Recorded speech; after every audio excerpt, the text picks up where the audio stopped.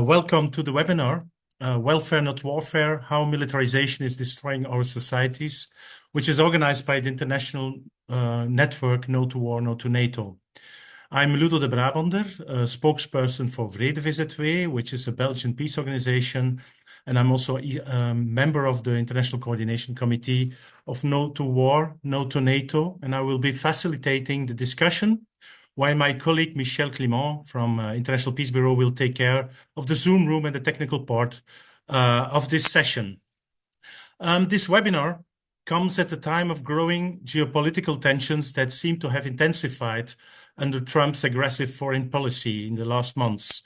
Although tensions have also run high within NATO, the European allies appear to be taking a submissive stance towards Washington. Last year, Trump imposed, for example, a 5% standard for military expenditures on its European NATO allies, which will likely serve, of course, the interests of the US military industrial complex. But the rapid militarization of Europe is not entirely caused by NATO. Almost 1 year ago, the European Commission presented the Rearm Europe Readiness 2030 plan, according to which an additional 800 billion euro will be spent on the military, of which 150 billion euro will be made available under a new financial instrument, which is called SAFE, Security Action for Europe, to enhance their military capabilities via common procurement. And 650 billion will come from the member states themselves. They will be allowed to spend 1.5% of their GDP annually during 4 years, allowing them budgetary flexibility for military spending, while the European Commission insists on strict budgetary discipline for all other government expenditures. And this is, of course, very important in the discussion we will have today or tonight. While governments prioritize warfare, welfare systems are under threat. Increased military spending, partly driven by geopolitical shifts, competes with social spending, putting pressure on welfare budgets. And so in this webinar, we will discuss the societal costs of militarization. We also have, of course, a closer look to what is happening exactly on the front of militarization. And we will also take a closer look to possibilities and opportunities for a shift towards toward people-centered alternatives, common security, and social justice. And to this end, we are bringing in 3 eminent speakers. I will present them later, but each of the speakers will have about 10 minutes for their introduction. And during the introductions, we will keep the microphones muted. We will then address the questions you can submit in writing in the chat box, but you can also ask them directly. And to do so, please raise your hand using the digital hand icon at the bottom of the Zoom screen. We will first address then informative questions and then also address the comments. And of course, we will have discussions. Speakers can comment on each other during their interventions. The webinar is recorded and can be viewed online afterwards, via our channels. And if you do not want to be visible, of course, please turn off your video. So, as I said, I think it would be good to first have a kind of general view on the militarization with focus on Europe. I think Mark Botenga is well placed to do this. Mark Botenga is member of European Parliament for the Workers' Party from Belgium, the PTB, PvdA.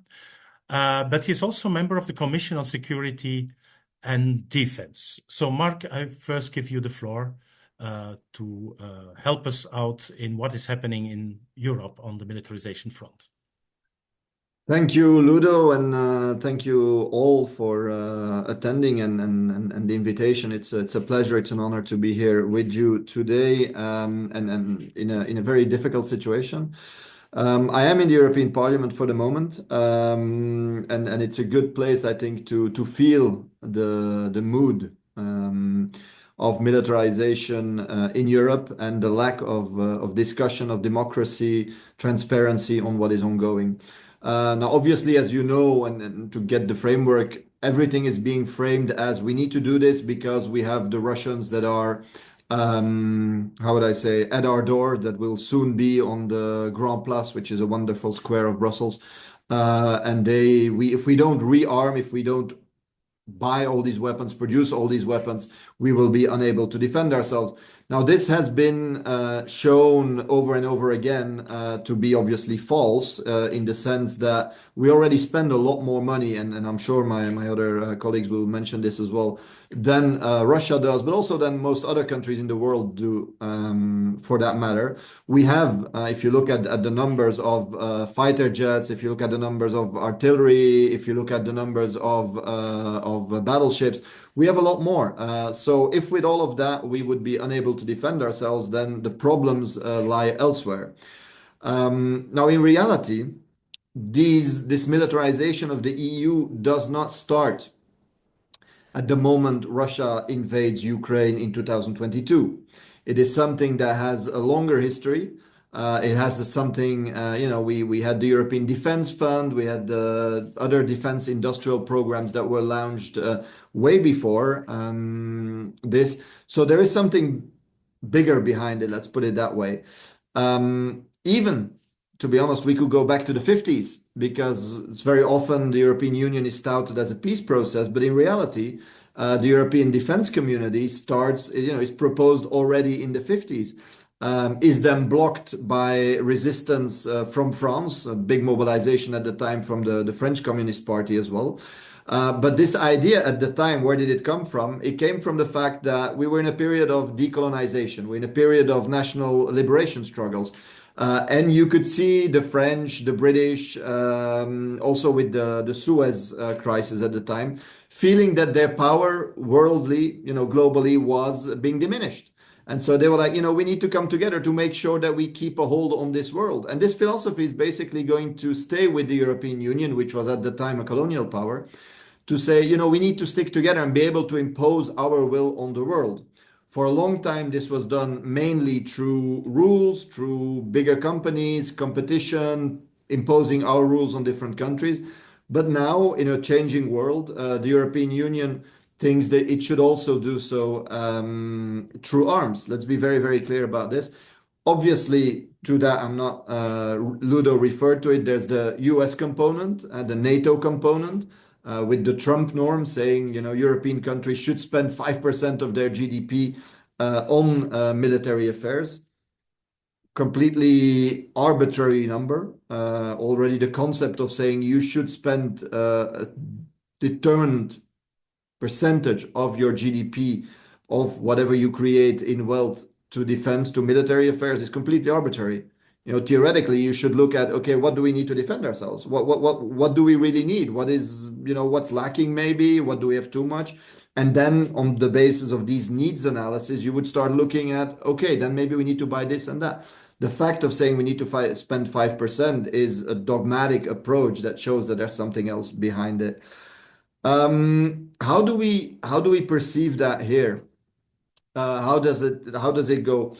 You really see that there's a militarization in many countries and I'm sure Ulrike will mention this for Germany. Militarization of the minds, obviously, this putting the stress on, you need this survival package. We had a European commissioner saying, what is in my little survival package? How will I survive war? Not will there be a war? How are we going to avoid war? But, how am I going to survive the coming war? So this is really preparing people to say war is there. It's not like we're going to avoid it. It's really putting in people's head, watch it because the war is coming. So this is one part. There's also a much bigger material part. I saw someone already saying they were worried about hospitals or schools in the comments. It is very clear that there is a shift. The European Union, to many people in Europe, has become known over the last years as a union of austerity. Was a union that always said you need to cut back on social services, you need to cut back on social expenditure. Today, it says, well, it still says that, but it says you can increase military expenses. You do not have to respect all these rules about the deficit, about debt reduction for military expenses, right? So that is a big shift, and that is really what we call the militarization. Obviously, this has also a deregulation aspect. Maybe you've heard of it, all these omnibus packages. So what they're saying is that a number of rules that are supposed to protect health, that are supposed to protect the environment, on pollution, for example, will no longer apply or will be applied more flexibly for defense-related production. Now, defense-related production is more than just producing arms. It's a lot further. It's everything that can be used for defense. Now, this is also dual-use goods. So this is very, very broad because basically, a crayon theoretically could be used for defense in order to, if they want to interpret it very broadly. And obviously, this is also immediately attacking workers' rights. Very, very clearly, how do we see this? These different military programs ask workers to work longer shifts with less breaks. We have seen this in the European Defense Industrial Program, the possibility to derogate from the Working Time Directive. Now, the European Working Time Directive, it's not a very ambitious directive. It puts the work week, the maximum work week at 48 hours, right? 48 hours is a very decent work week. Most European countries would have lower limits. Yet they say for defense production, workers need to work longer than this. Now, anyone working in a sector with explosives knows how dangerous and fatigue is, how dangerous these measures are. The same is true in the transport sector. This militarization is used to cut down on a number of EU rules that are, once again, already very flexible, very friendly for the business environment. But they say, the fact that truck drivers can take a break every 4.5 hours, that's maybe too, that limits too much what we can do militarily. So for military transport, rather than have them work 9 hours a day, we need to have them work and drive 11 hours a day. Rather than have them work 56 hours a week, we need to have them work 60 hours a week. So you can see that each one of these military packages has a frontal social attack to it. It's really, really important because they're hiding it. They don't speak about it, but you can see democratically, of course, there's the attack on the fact that everything now in parliament is an emergency resolution. There's never time to debate it. There's no democratic societal debate. It is imposed upon us. And mainstream parties go with it because it's, you guys wouldn't be against defending Europe, right? Would you? So I think this is a really, really important part of what is ongoing now and which we see in every part. We're also going to see it in the budget. We're going to see it in the future budget of the EU, where there's a big part that's going to go to defense, even openly and in a rather hidden way. So they're going to open a number of programs, so-called for dual use, and then basically shift the money from, I don't know, nature or environmental protection to defense related expenditure. Now, this is, as I said, related to a fundamental debate. This is related to the debate, what kind of society are we building? What is Europe and the union of European countries? What purpose does it serve? Does it serve the purpose of maintaining control over a big part of the world for EU multinationals? And do we need to militarize for this? As a French person said famously a century ago, you think you die for the nation, but in reality, you die for the interests of the industrials. That's the Europe they're constructing right now. And we need to be very clear about this. This is not a Europe of peace. This is not a Europe that respects rules. We've seen how they supported in Gaza the genocide, all violations of international law. If they are done by the US or Israel, we will not condemn them. Imagine if we are committing them. This is not a Europe anymore also that respects democracy. As I said, they're erasing democratic debate. This is really, it's really the basic principles that they've told us the EU is for that are being erased. And so we need to come with an alternative project. Of course, we need to oppose all of the things I just enumerated and listed. At the same time, we need to make clear that if we have a Europe that is at the service of big business, then we will be pushed into militarization and war.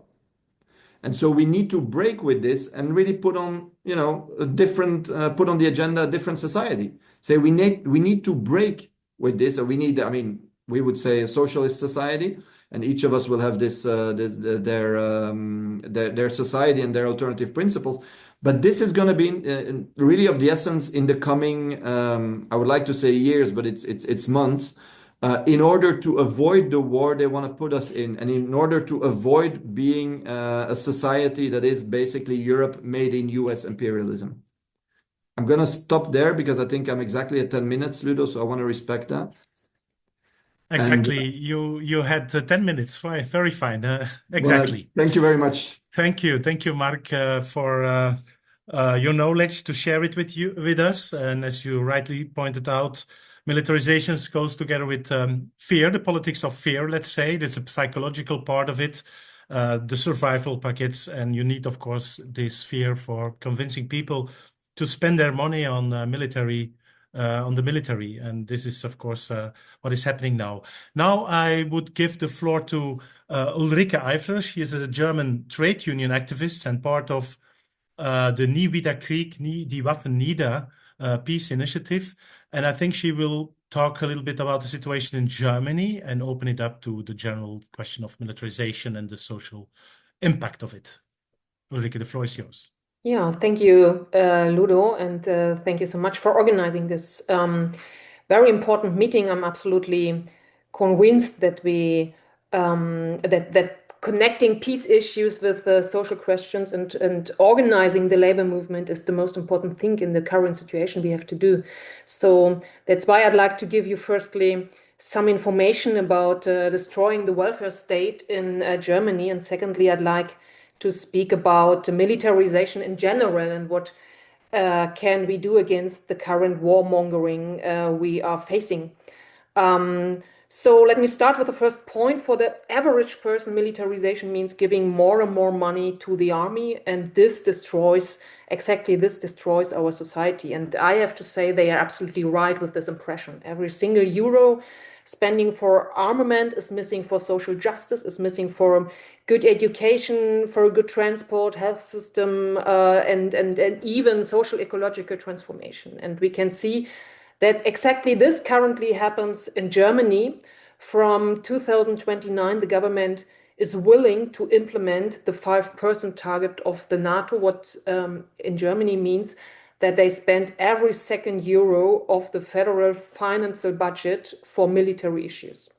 And at the same time, they tell us we must work longer, we should be less sick, we are supposed to waive a good pension, and so on. And the elimination of public holidays, the restriction of continued wage payments in case of illness, and the abolition of the 8-hour day are publicity debated issues in the moment in Germany. So they want to return to the 70-hour work week. They want to rise the retirement age to 73 years. And they want people to pay upfront for doctor's visits and many, many, many other things. What we have to understand is that this doesn't happen by coincidence. It happens because the government is willing to spend more than 200 billion euros per year for military. 200 billion euros. It's a huge amount. The chief economist of Verdi, which is the public service union in Germany, his name is Dirk Hirschel, argues that the fund of public services will be largely depleted from 2027. And this completely will destroy our society, in my opinion. But what we have to understand is that, and this is my second point, that militarization means quite more than spending more and more money on armament. Mark already mentioned this. The so-called defense minister of Germany, Boris Pistorius, demands that Germany should become kriegstüchtig, what actually means that Germany should be made ready for war. So they say very clearly and very openly that they prepare the war. And therefore, we currently experience a complete militaristic penetration of the entire society. And that means that the government tries to introduce a militaristic logic into the society by military advertising, for example, on pizza boxes, at bus stops, in public swimming pools, and so on. But the real problem is that they prepare every single area of the society for war. Just to give you an example, the government published a so-called Green Book in which it played out the scenario of a war attack. And they argue that in the case of war, 1,000 injured soldiers per day would have to be expected in Germany. And that means that the military hospitals are not sufficient to care for such a large number of soldiers. And that's why they discuss how to play the healthcare system under the command of the military and how to ensure the priority medical treatment for soldiers compared to civilians. What we have to understand is that this will completely change the character of our health system, which currently helps us to stay or to become healthy. In case of war, our illness only matters if we are essential for war. And that's why in the Green Book, the government argues that the people must be prepared for significant restrictions in the civilian healthcare system. Similar effects exist also for postal delivery, for the public transport system, and even for education. Just to give you another example in regard to education, there are in some regions laws which requires teachers to invite soldiers into classes so that children can be prepared for military. And this is not voluntary, this is obliged. There's an obligation for the teachers. They have to invite the soldiers to their classes. They also discussed the introduction of a new subject, a school subject called Wehrkunde, what basically means military knowledge, let's say, probably to let our kids train shooting, as we can already see this in the Baltic states. And a few months ago, it was announced that a small town in the south of Germany organizes a holiday camp for the 6 to 12 years old kids together with German military. They also destroyed a society by attacking the fundamental democratic rights. Mark already mentioned also this. Students will be expelled from their schools if they speak out against conscription. Journalists are defamed when they take a position different from what the federal government says, and there are new emergency legislations which prohibits the right to strike in a state of tension. And I'm absolutely convinced that the new world order created by the US invasion in Venezuela won't reduce the state of lawlessness and violence only on the level of international relationships, but also have an impact to the domestic situation in our countries. Furthermore, our governments tell us a lot of lies about planned attack by Russia, possible in 2 or 3 years. And this threat lies are also a part of militarization. Why? Because they are an attempt to turn the people who actually don't want to have anything to do with warmongers into allies. And they need the people as allies. This is very clear because if people strike against social cuts, for example, the government cannot wage war.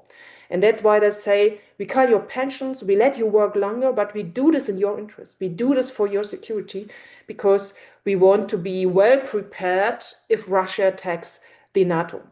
And surveys show that they are successful with this threat lies. Surveys show that the fear of a Russian war has increased in Germany. So the most important question is, how can we disrupt the war machine, and how can we deal with these issues?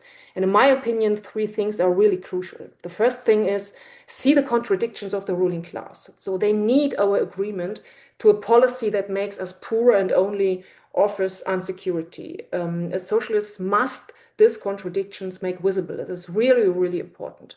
The second thing is we must be aware of our history and the strength of our class. So the First World War was stopped by the European working class. And this is the reason why the ruling class sought an alliance with fascist forces in order to crush the workers' movement before they started the Second World War. They wanted undisturbed to make their profits by war waging.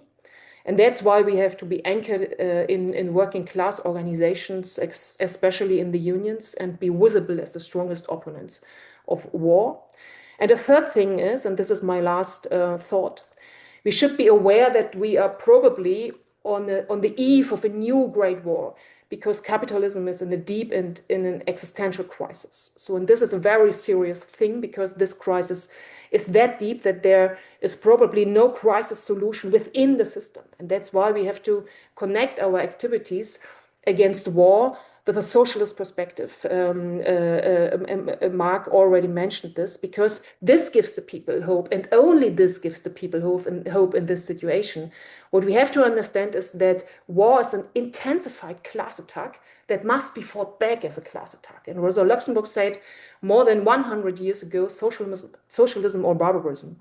And if we look today to the horror of Gaza, we must recognize Rosa Luxemburg was absolutely right. The ruling class leads us in a barbaric world with authoritarianism, war, and violence. And the contradictions of our times push for solutions which are outside outside our system. And this is associated with big dangers, big dangers, but also with lots of opportunities in the class struggle.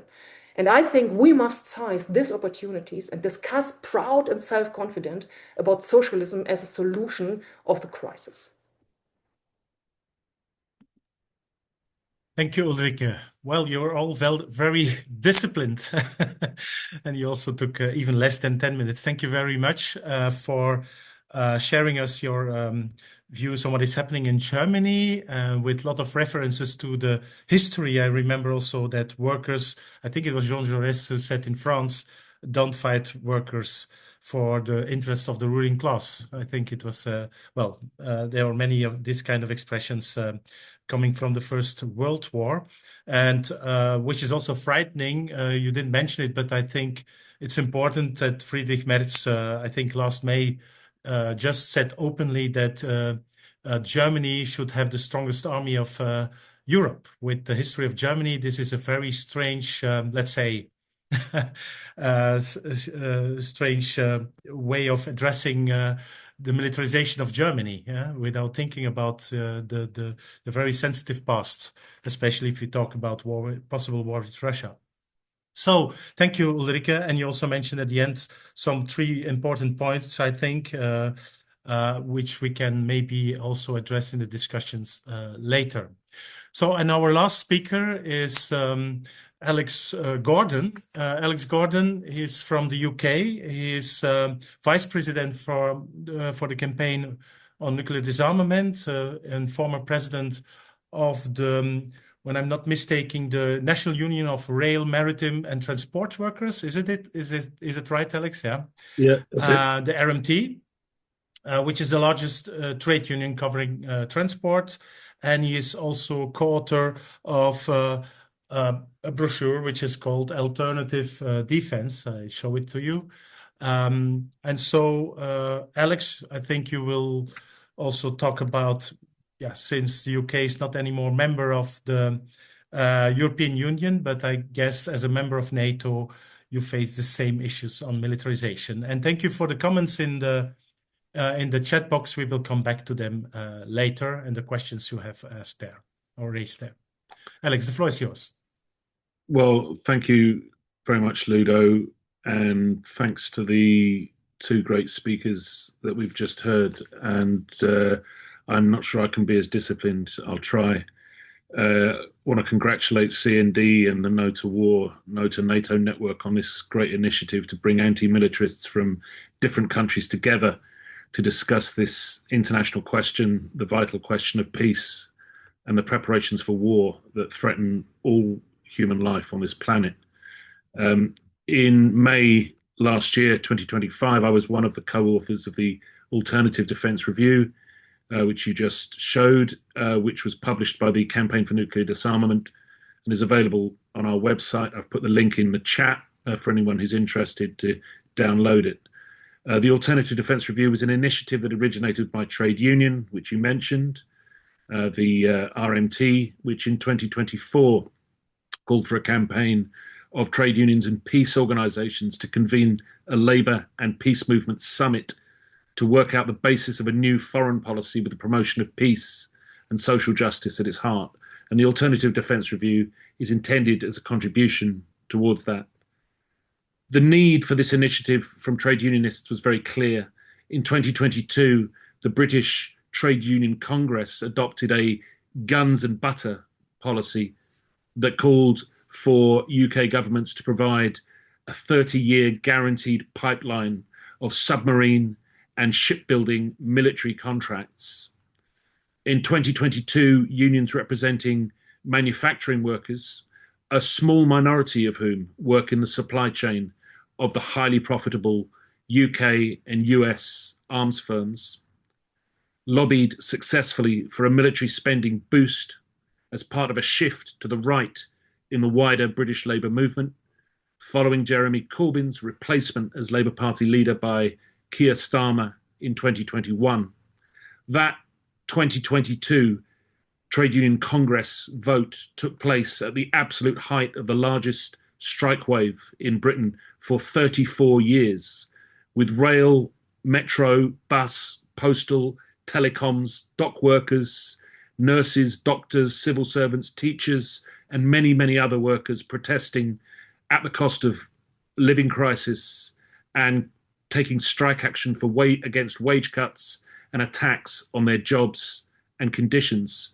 And in 2022, while more workers took strike action than at any time for 35 years in Britain, leaders of some of Britain's largest unions, instead of coordinating a united front against a failing Conservative government at that time, instead of doing that, they argued that public services could be funded from a defence spending stimulus. And they welcomed the 2021 AUKUS Pact, Australia, UK, United States is the acronym AUKUS, which was a massive program to design, build and deploy nuclear submarines to Australia. And a fierce argument erupted amongst trade unionists in Britain since the 2022 policy was adopted. And in the context of a deteriorating international situation with ongoing wars in Ukraine, Sudan, the Democratic Republic of Congo, and since 2023, the genocidal onslaught by Israel, armed and supported by the US, UK, France, and Germany against the Palestinians, a formal policy that argued for more military spending on the supposed grounds that it had a beneficial domestic social effect, became untenable. And our alternative defence review fed into this sharp debate amongst trade unionists between those who argued for more military spending and those of us calling for a paradigm shift towards a peace policy. And we called for a shift towards significantly demilitarized defence strategy rooted in human security and common security, prioritizing diplomacy, global cooperation, conflict prevention, and investment in health, education, climate resilience, social care, and the creation of well-paid, secure, unionized, and socially useful jobs. And we advocated for a significant reduction in military spending, an immediate halt to arms exports to countries involved in active conflict or human rights abuses, including Israel and the Gulf states, and a just transition for defence-dependent workers and their communities. So in September last year, 3 years after this debate started, delegates at the same Congress of the British TUC meeting in Brighton voted by 2.8 million to 2.2 million to end support for increased arms spending by supporting a motion from the University and College Lecturers Union calling for wages, not weapons. And the arguments that we have set out in the Alternative Defence Review have certainly penetrated into the heart of the trade union movement in Britain, so that the simplistic military Keynesian fallacy that the politicians have been repeating have been overcome within our movement for the moment. In the Alternative Defence Review, we've identified how a particular war narrative was developed over the previous decade in the United States, the UK, and increasingly across NATO members in Europe also. And we explained how this narrative provided the basis for policies that brought the world close to nuclear disaster. In 2021, the British Prime Minister at the time, Boris Johnson, launched an integrated defence review. and identified China and Russia as military aggressors, and in China's case also as an economic challenger, which is actually a complete joke because China's not an economic challenger to Britain. China is an example that Britain is lamentably failing to follow. And as such, the 2021 review marked a key turning point in British state policy. And it is this narrative that's then been dominant across most NATO powers in Europe and largely accepted on a cross-party basis in Britain. It provides justification for a scale of military expenditure not seen for a generation, and for policies of confrontation in Europe that have recently come near to triggering a nuclear war, as I mentioned. As in 2001, the origins of these policies, when we went into an illegal war, or we were being prepared to go into an illegal war in Iraq, the origins of these policy assumptions lie within the United States military-industrial complex and its public proponents, in particular Robert Kagan, the co-founder of the Project for the New American Century, which laid the groundwork for the invasion of Iraq, and who is a member of the US State Department Policy Board until 2024. He's also the partner of Victoria Nuland, who was the Biden's Deputy Secretary of State and one of the foremost advocates for military intervention to forestall the rise of China. So the UK government's adoption of this policy turn was closely associated with Boris Johnson and with a militarist wing within his party, the Conservative Party. It was also powerfully backed by the UK's own military-industrial complex, led by BAE Systems, British Aerospace, which is a joint British-US company. And it's important to stress that the UK's arms companies are not self-standing or independent. The dominant shareholders in BAE Systems are US investment companies, Rolls-Royce and Babcock, two other very large arms companies in Britain, although smaller than BAE Systems, that also have dominant US shareholders alongside British investment banks. Moreover, the UK's nuclear weapons arsenal, which successive governments, British governments, have described as independent, is not independent at all. It is in reality dependent on the United States for warhead design and manufacture, while Trident missiles themselves, the nuclear missiles, are leased by the UK from the United States. The United Kingdom's nuclear dependency on the United States is enshrined in a secretive mutual defence agreement that hasn't been subject to any parliamentary debate since it was first signed in 1958.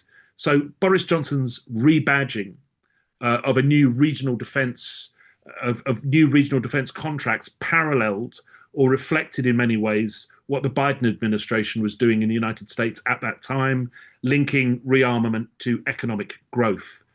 So despite the enthusiasm of generals, arms dealers and politicians for cuts to our welfare state, I think it's important to say that no European government has yet succeeded in the wholesale switch of public spending from welfare to warfare. They're trying, but they're not there yet. I think I'm on 10 minutes, so I'm going to wind up there without concluding my points, because I don't want to outstay my welcome, Ludo. I hope that's okay. I can come back if there's any questions.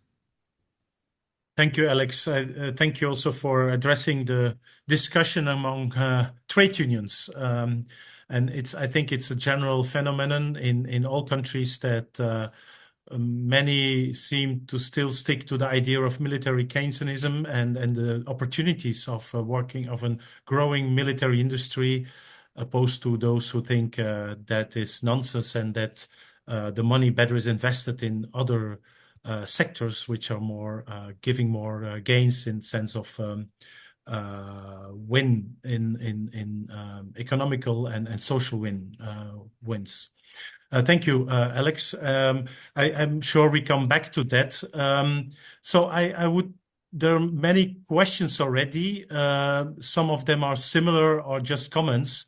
There was one comment, it started with the housing crisis, although it's not directly connected that question to the question of militarization. It's more about the way the money is spent and economics are working.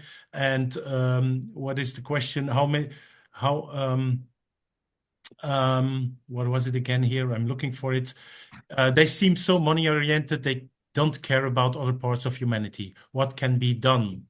I don't know if somebody can say some words about it. There is a housing crisis, I think, in all our countries. Well, I think it's the same impact we have everywhere of divesting in social spending, but maybe you have something particular to say about it. I look to you three, so. I think that we may have frozen. I'm not sure if it's just me, but I can't see. No, you're not frozen, Okay. Alex. But maybe it seems to work, Okay. at least, yeah. Somebody wants to address it, or we just can skip that because it's not. No, I'll address it because I think it's an important question, but we all touched upon it. And there's a housing crisis, there's a crisis in healthcare, there's a crisis in many sectors in Europe, many social sectors. And this is an orchestrated crisis. It is not a fatality. It's not something that, had to happen or whatever. It's an orchestrated crisis, which is a choice to leave it on the one hand to the market and to put public money, either to reduce public spending as such, so we don't have to, I don't know, tax the millionaires or whatever.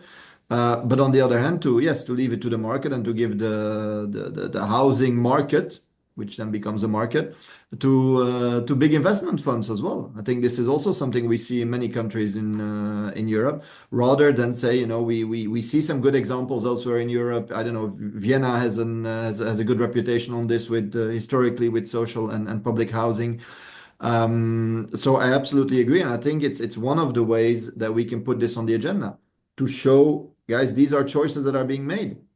And they speak about your security, but your security will be not be able to have a decent home, not to be able to live in a flat you can afford. So I think this contradiction is also very important. So thank you. Okay, thank you, Mark.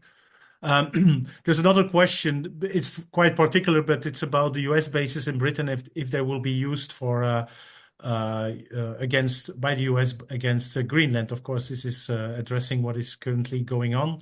But maybe in general, we can talk about this, division between NATO partners, US on the one hand, and most of other NATO parties on Greenland, but on many topics. What will be the consequence of, for example, on European security of that? Because many say because of the divestment by because we have this opposition with the United States, we need to be ready to be able to address our own security without the support of the United States. This is often used as an argument for militarization. Maybe from Greenland to this general question. Ulrike, you want to say something about it? Yeah, okay, I can say something about it. As you maybe know, we have the problem of the Mittelstreckenraketen, the missiles of the US that should come to Germany in this year, in 2026. And I think the attack of the USA to Venezuela shows that we can't give the USA, and especially not Trump, the opportunity or the capacity to attack Russia from Germany in less than 10 minutes. And this is the capacity of these missiles. And I think this is a big danger, big escalation potential lies in this missiles, and that's why I would say so. We have to be organize the protest against these missiles and against the influence of the USA to Europe, but we have to be careful at the same time that we not copy the political style of the Greens that say, oh, we have to enlarge Europe, we have to militarize Europe, because Europe has to play an own role in the geopolitical conflict of our times. Okay, thank you. To talk. Can I just add to that? I mean, I think we've just seen that there's a wing of the British military and military intelligence who have been perhaps the most bellicose elements within NATO. We saw last week the attack on the tanker Bella 1 off the coast of Scotland, which was launched by US Special Forces from British civilian airbase in the north of Scotland. And there are F-35B bombers from the United States being brought in to this country specifically in order to be able to strike Iran. So we're under no illusions whatsoever that Trump's war drive, Trump's determination, whether it's to next attack Venezuela, whether it's to next attack Iran, or whether it's, as in 2025, to continue bombing Yemen and Gaza, in fact, depends to a great extent on the ability to use British air bases, both in this country and also in Cyprus at RAF Akrotiri, the British airbase on Cyprus used for sending spy planes over Gaza to collect intelligence for the Israeli armed forces. So Britain is absolutely at the heart of Trump's war plans. I mean, I doubt very much that he's going to invade Greenland from Britain. It seems to me it'd be a lot quicker to do it from New York or somewhere closer. But the truth is that the tiny island that we live on, I mean, Ulrike has talked about and written about previously the peril that the German population is put in by the proposals from German politicians to host long-range missiles that can strike into Russia. And the same is absolutely true of Britain. On a tiny island, densely populated, it would take a small number of direct hits from nuclear weapons to completely devastate the entire population. And we are being placed in peril by NATO and by our own politicians. And this is becoming, I think, a much more widely understood reality now. I came into the peace movement back in the early 1980s when we were campaigning against the deployment of US cruise missiles in Britain. And that was a formative political experience for people of my generation. I think we need to find the language and the connection with young people today who are protesting against conscription in Germany, who are worried about the fear of world war, of US instigated military operations around the world, and we need to bring them into the peace movement. We really do need to rejuvenate the peace movement, and I think we can do it. There is an awareness now that we're in the firing line, not just people in other countries, but the crosshairs are on us. Thank you, Alex. I will come back to Agneta and others that raised their hands, but maybe first, there are many questions in the chat box still left. This one I will read from Guido van Imput, who is from the Netherlands. A question for Mark. And he says, you say that there is a great urgency, not years but months, to press an alternative for war. What would be your priority list to have some impact to reach that alternative, or perhaps at least to prevent war, or a next step in militarization? Can you clarify that, Mark? Well, if Christmas is over, so I don't know if it's the time for a wish list, but I think some elements have been mentioned. I think first of all, really clarify the matter of the social impact. I think this is absolutely necessary because it is something that spontaneously says, "Hey ho, I don't want that." Even people that when you discuss with them and they're like, "Yeah, but maybe we need to get more money for the army, or we need to," by the moment you say, they're gonna take your pension away, there's this thing, oh wait, no, that is not, because that basically the security of your living conditions is being attacked in the name of security. So I think that is a really important part. Alex made a few points, I think, on military Keynesianism. I think that's also important because it is absolute propaganda. We know that it's not a solution. We know that it will not save the industry. There's all kinds of studies on this, even from very mainstream think tanks. It's not even something that you need to look very much to the left for. So I think that's an important thing. And thirdly, we need to show that there's another way of doing foreign policy and international relations. Aside from what I said about a different society, right now, right here, there is different ways. Diplomacy works, can work, and will work. And we refuse a world of eternal war because that is where we're going now. I think it was Ulrike saying we're going to a big explosion with the structural crisis of capitalism. And we see Greenland, but you see Venezuela, you see, I think many people are seeing things in the world they would not have imagined. They are threatening right now Iran with destruction. So you're seeing things in the world, and everyone sees them on their screen, which, yeah, I mean, make you scared on the one hand, but not necessarily only scared of they're going to attack us, also scared for the kind of world they're building. Is this the world you want to see your children grow up in? Is that the world you want to, because we're all still relatively young, the ones of us speaking, is this the world we want to grow old in?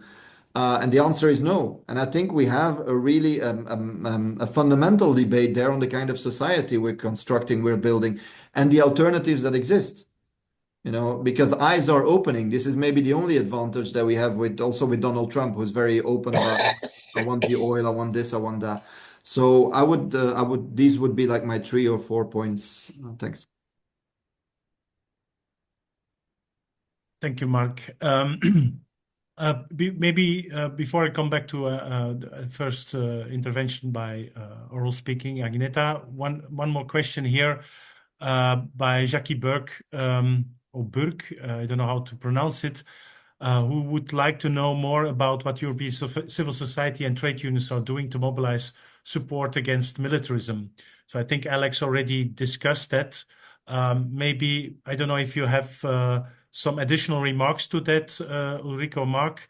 I just can tell you that there are many networks established also, new networks like the Rearm or Stop Rearm Europe network, which is also convening quite regularly. I think next week, for example, which is open to everyone. You can also go to the website.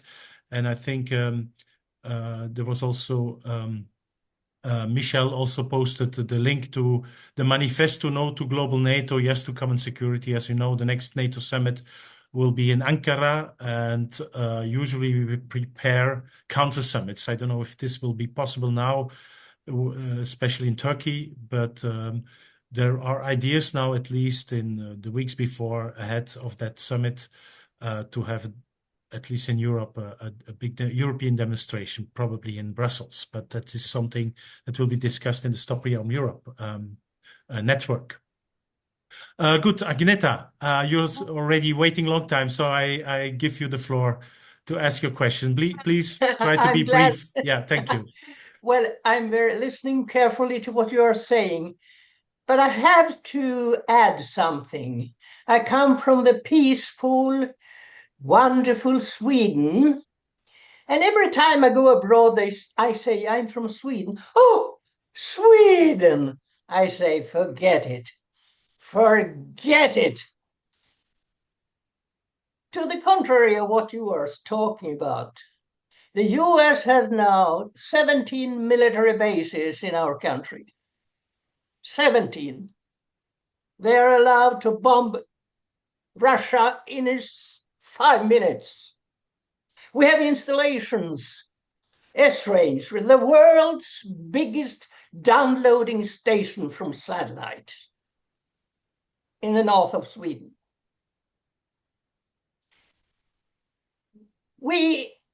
No war is fought without space installations. You have to add space, because Trump has really revealed, because he is a little bit stupid, he's bragging about it, because the others, they have been rather silent, because they are really not caring about paros. What is paros? What is paros? It's a UN agreement against using space for military use. Prevention of arms race in outer space. That is only Israel and the United States who say, we don't want to confirm this, because every second year they lift this question up in the United Nations, and those who don't care at all, and don't, it's the United States of America and Israel. So Israel has been training in the north of Sweden. What is in the north of Sweden? It's Europe's biggest training area for space weapons in the north of Sweden. The wonderful, neutral, lovely Sweden has turned into a platform. I have written about it. The North, a platform for warfare towards Russia. That has been very silently, and because I can hear we are not there, we are not mentioned, but it is the center. I don't say that those nuclear weapons in the Netherlands and in Belgium and in Italy and in Germany, they are horrifying, but the launching pad and the training area, because they said it's so crowded in Germany.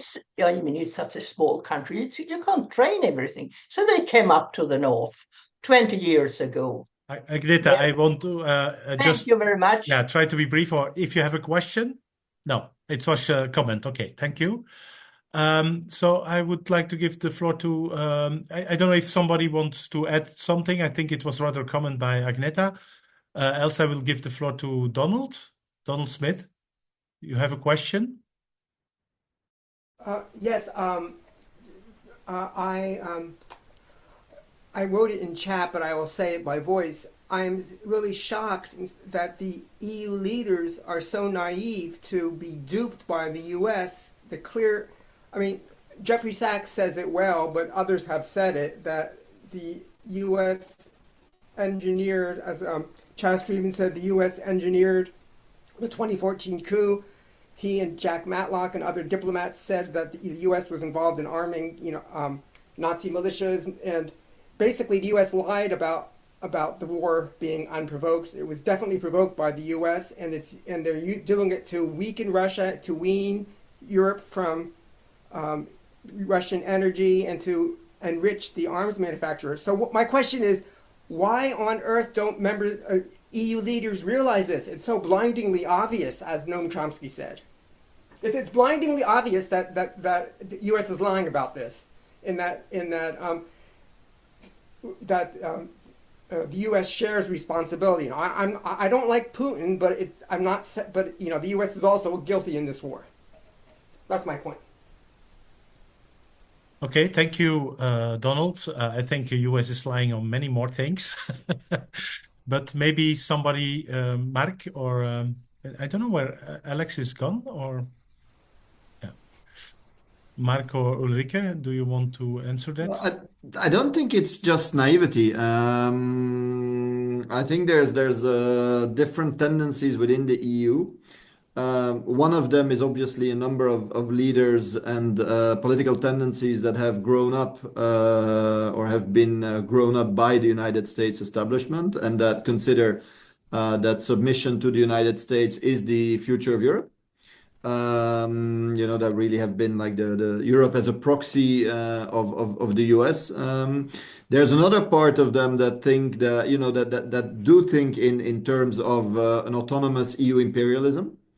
But that still consider that this can grow under the NATO umbrella. You have this thing very often where they then say we need an EU pillar within NATO. Now, this is very often, this has this tendency of these people saying, we want to build an EU imperialism, and I think some of the EU military programs today go in that direction when they have minimum percentages of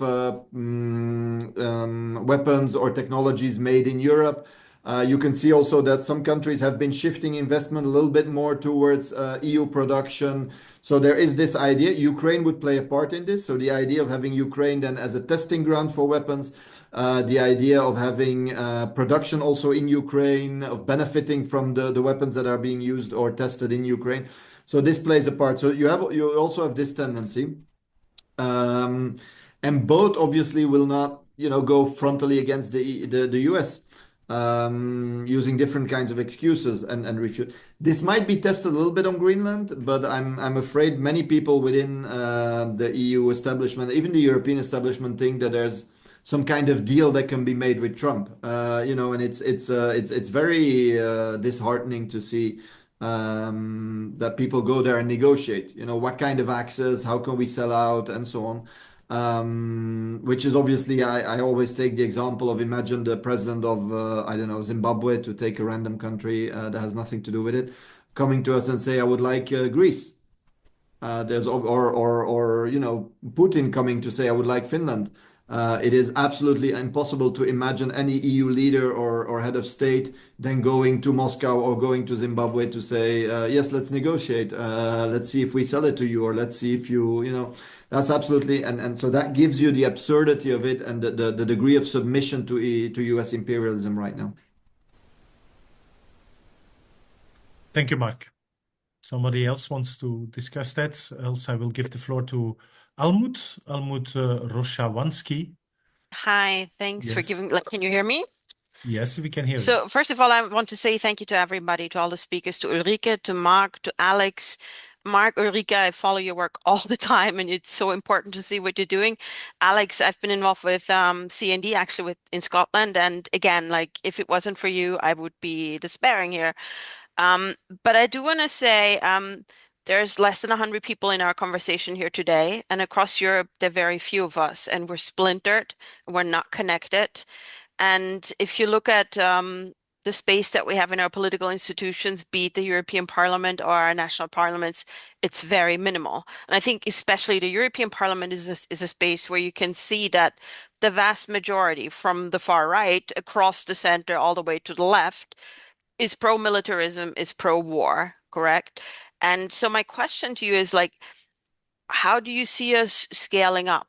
How do we take our small networks and the occasional, very impressive mobilizations like the school strike in Germany, right? Or like those actually very large strikes early in fall in Italy, the like pretty much getting close to a general strike. How do we scale it up? How do we make it permanent, more sustained? And how do we actually sway the political middle? Because we obviously cannot wait until we, have won, a majority in parliament, which is not going to happen anytime soon. What are your strategies, and what can all of us do? Thank you. Thank you, Almut. Very relevant question. How to scale up, how to reinforce ourselves in our opposition to militarism. I don't know if Alex, for example, wants to answer that. Yeah, I'm not sure which country you're speaking from, Almut.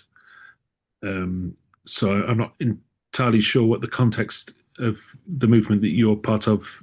Which country are you speaking from? Well, I now live in Bulgaria, but I am a member of WILP in Austria, and I've worked with peace organizations in Germany, Austria, and the UK and elsewhere.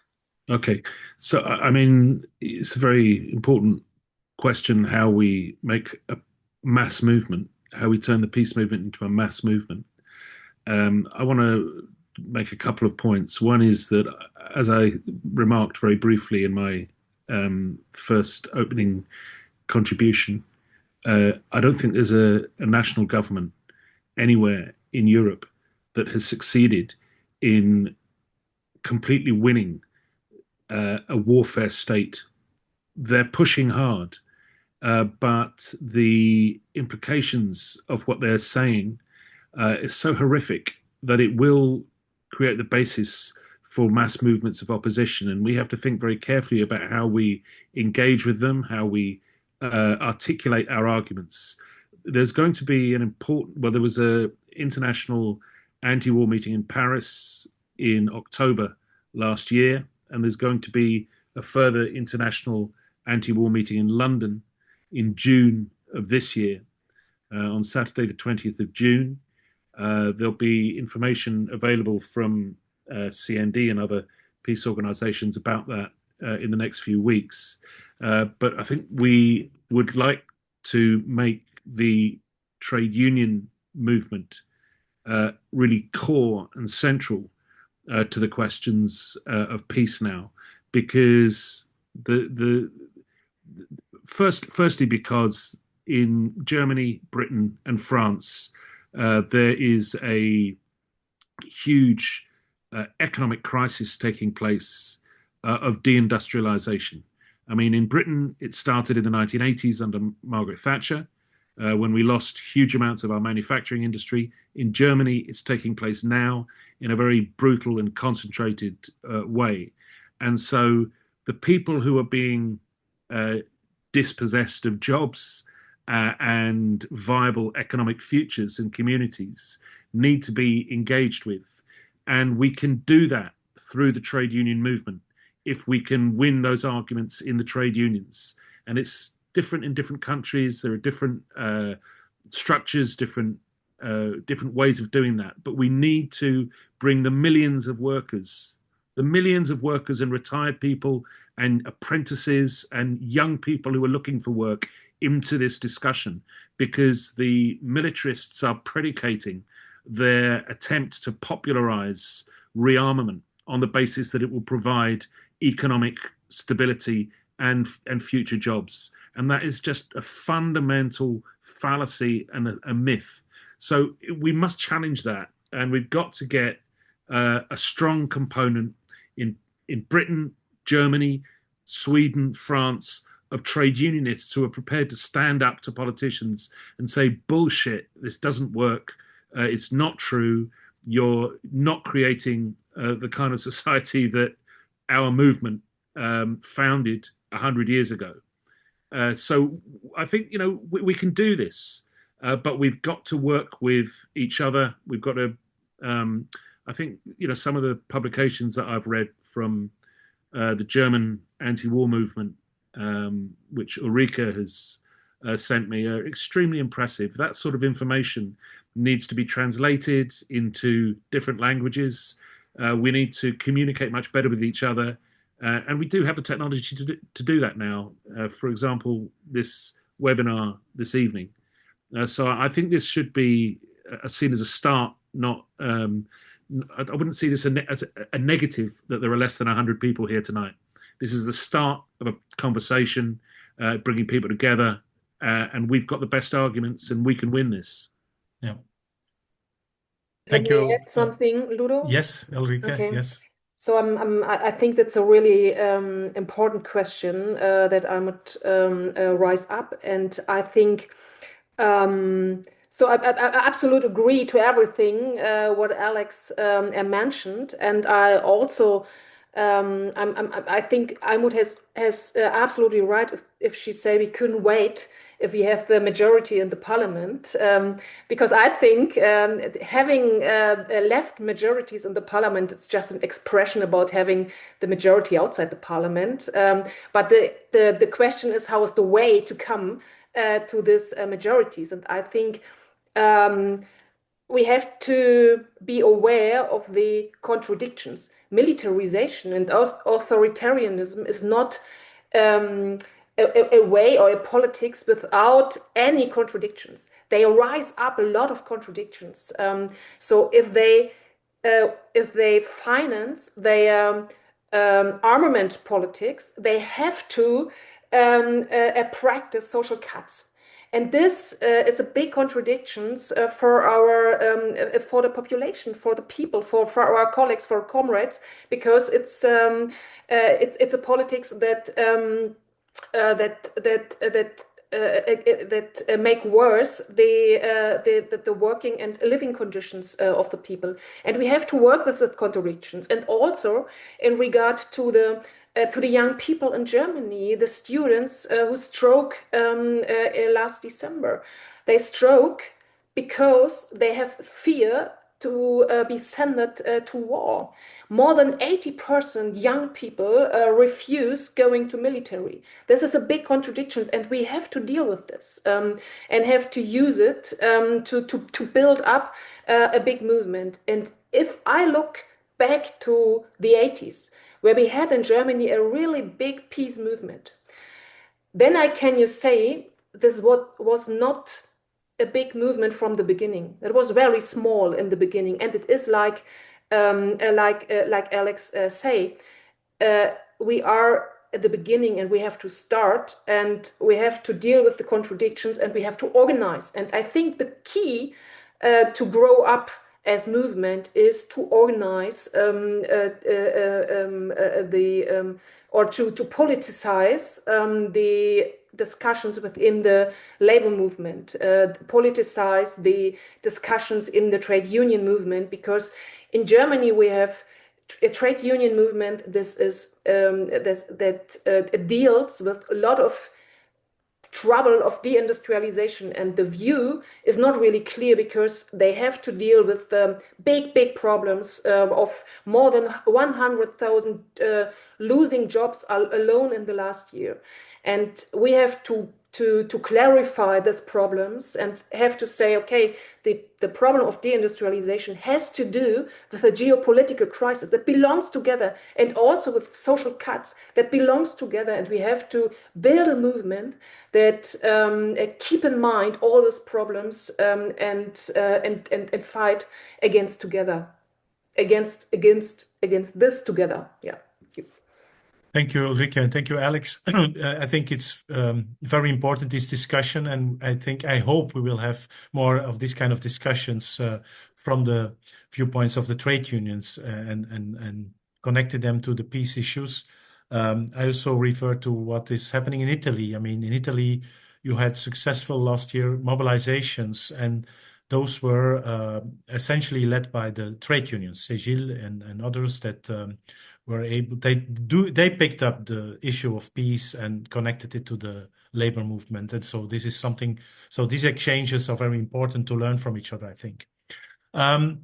Maybe to continue on that, Alex, because there is a question, and I come back to Leo. But first, there's a question for Alex. How has the alternative defense review been received? It was brilliantly timed to the strategic defense review and got some attention in the media. Are you working with parliamentarians? So this is another dimension. You know, we talk about trade unions and peace, but how is it received by the parliamentarians, the political world, let's say? Well, very, very quietly. We had a parliamentary launch of the Alternative Defence Review, which was hosted by Jeremy Corbyn, who's a former leader of the Labour Party in Britain and independent member of Parliament, and a great peace campaigner and a member of CND. So he hosted a parliamentary launch, but we've had very little engagement from any of the political parties in Westminster, in the Westminster Parliament. That's not to say that they're not aware of the discussions about that we're putting forward. This is a really very live debate in Britain at the moment, and you can see, well, the poll ratings for our Prime Minister and our ruling party are almost as bad as the poll ratings for President Macron in France and Chancellor Merz in Germany. They're incredibly unpopular, and what this indicates is the chasm, the huge chasm that exists between what the people want, what ordinary people believe and hope for and aspire to, and what the politicians are offering them. And while I appreciate Almut's earlier comments about the need to win over the middle, the fact is the politicians that we haven't won over the middle. They're sitting on top of a political system that is rigged in most countries to ensure continuity of ideology, continuity of politics, whichever party is in power. We've seen a massive decline in membership of mass political parties. I mean, compared to 20, 30, 40 years ago, political parties in Britain, and also I know in many other countries in Europe, are tiny in terms of membership. So there's this crisis of mass politics. And as somebody said, I think it was Ulrike said, the movement outside Parliament is where we're going to win this. And there is already this huge democratic deficit in all European countries. I don't even want to talk about the European Union, which, forgive me, Mark, is the most anti-democratic institution that one could imagine. It's actually sort of repels democracy in almost every sense. But so there's this big democratic deficit in our societies, and the peace movement has to be on the side of the people who aren't falling for this bullshit. There's a couple of other things I could say, but I'll wait for other people to come in. Thank you, Alex. Time is running out, and there are so many questions. We cannot all address them, I think. But Leo, maybe you can first intervene with what you want to ask or say. I think it's about the social forum. You have to unmute yourself, Leo.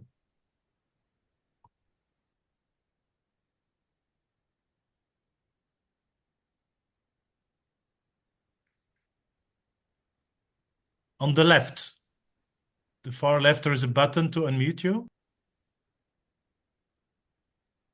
If not, I will first give the floor to Tom Cuthbert, and then you can try to unmute yourself in between. Okay.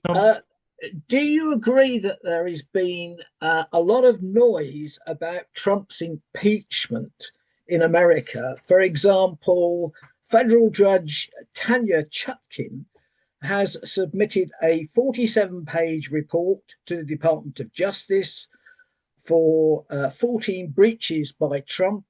There are questions about the War Powers Act and Congress. Will they get rid of Trump, and will we be any better off if they do? That's the question. Okay, I'm not sure that any of you are able to answer that, because that's quite particular, but I think there are many reasons to impeach Trump. The question is if he let impeach himself. That's another question. Is anyone able to answer that? Maybe I'll just do it. I got no clue, obviously, about the U.S. policy, but what I do think is that what's going to be determinant there is what I think Ulrike and Alex also said. It's the pressure the social movement will be able to articulate on Trump.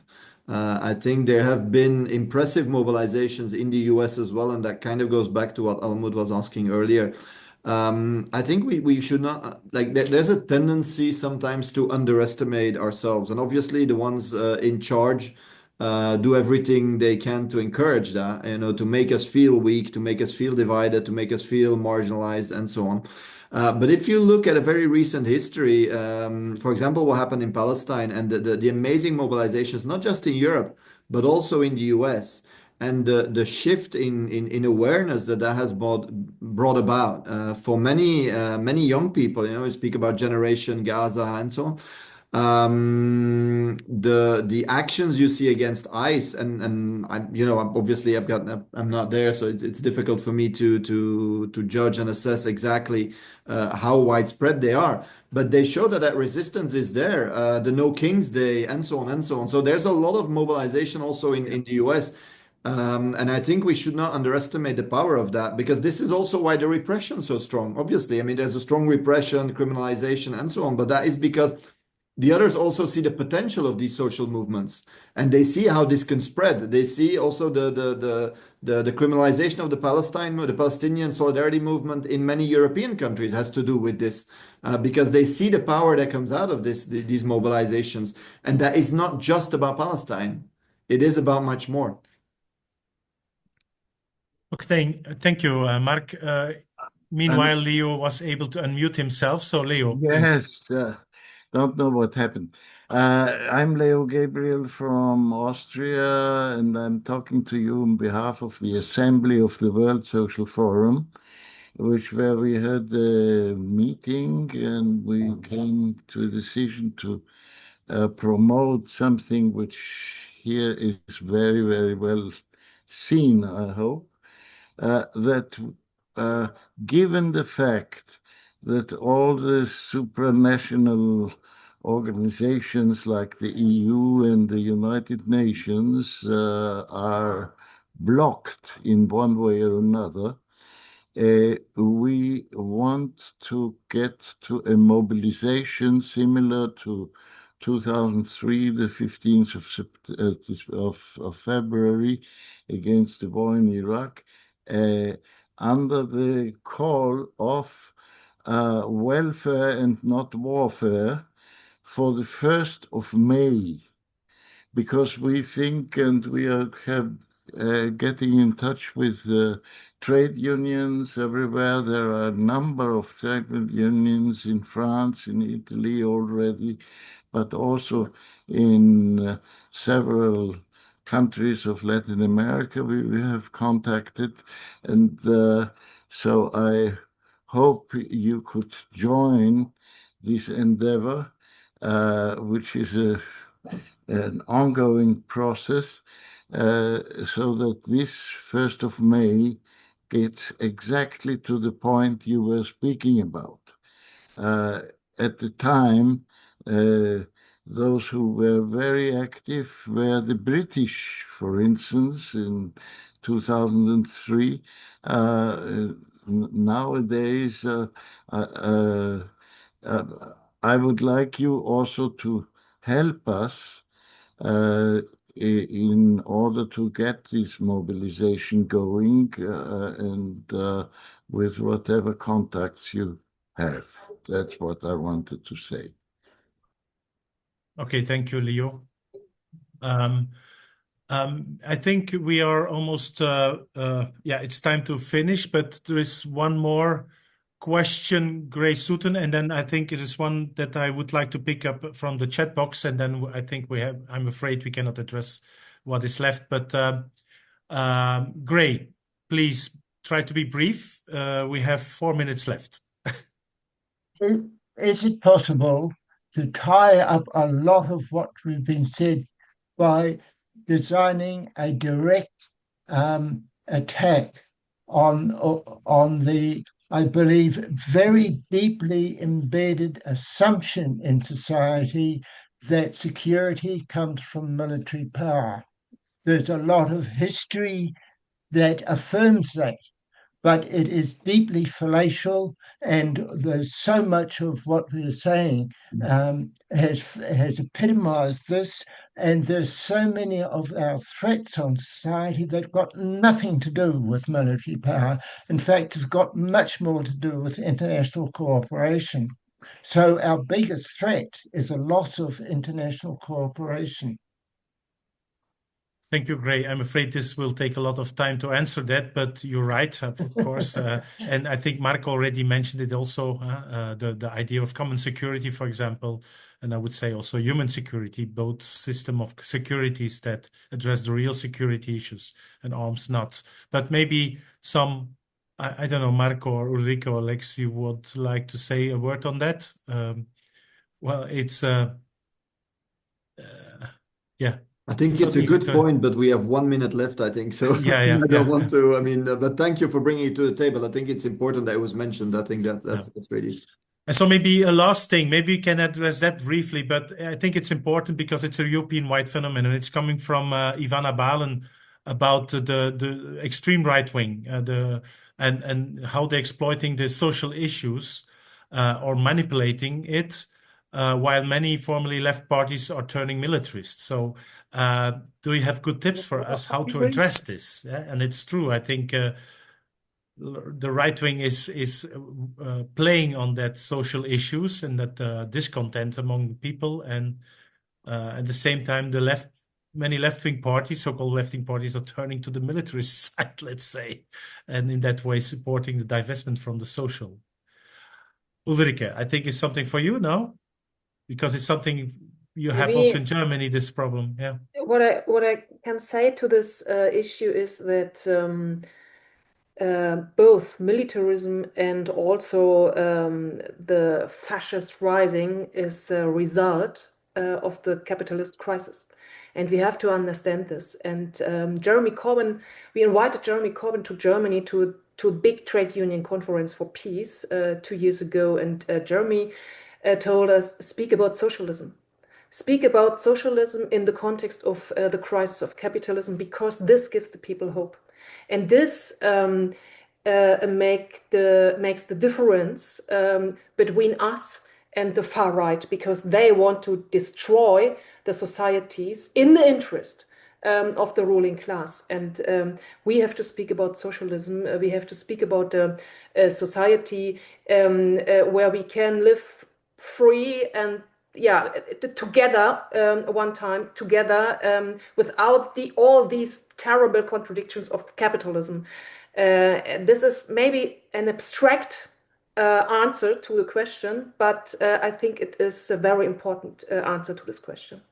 Yeah, thank you, Ulrike. It's also a very complicated question. I mean, it has many tangles and things that should be addressed, but it's important. It's an important issue, I think, and it's very important for the left wing to discuss that and to find answers to that. I think rightly said by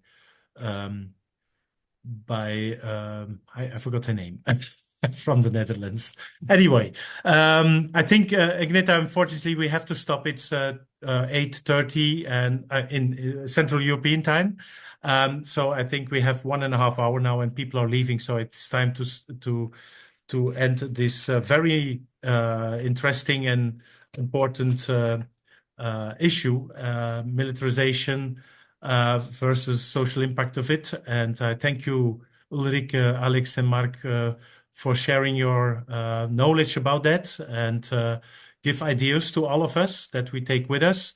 I can only say, please go to those websites like Stop Rearm Europe, or also and Michelle mentioned it already several times, go also to the No to War, www.no.to.NATO.org website, where there is also a manifesto. You're invited, if you're belonging to an organization, to sign it. We want to have a wide signature, many signatures on that manifesto, under that manifesto. It's one of the, let's say, endeavors we try to do in connecting the peace organizations in opposing militarism, and connecting also this to the whole issues of social impact of militarization. So thank you very much. As I said, this webinar will be recorded and will be distributed to our channels. There is a Facebook page of No to War, No to NATO. I think it will also be on the International Peace Bureau website or social media. So just Google around and you will find it, I think. Thank you very much for your participation, and hope to see you soon back in another discussion. Thank you. Bye-bye. Thank you. Thanks, everyone.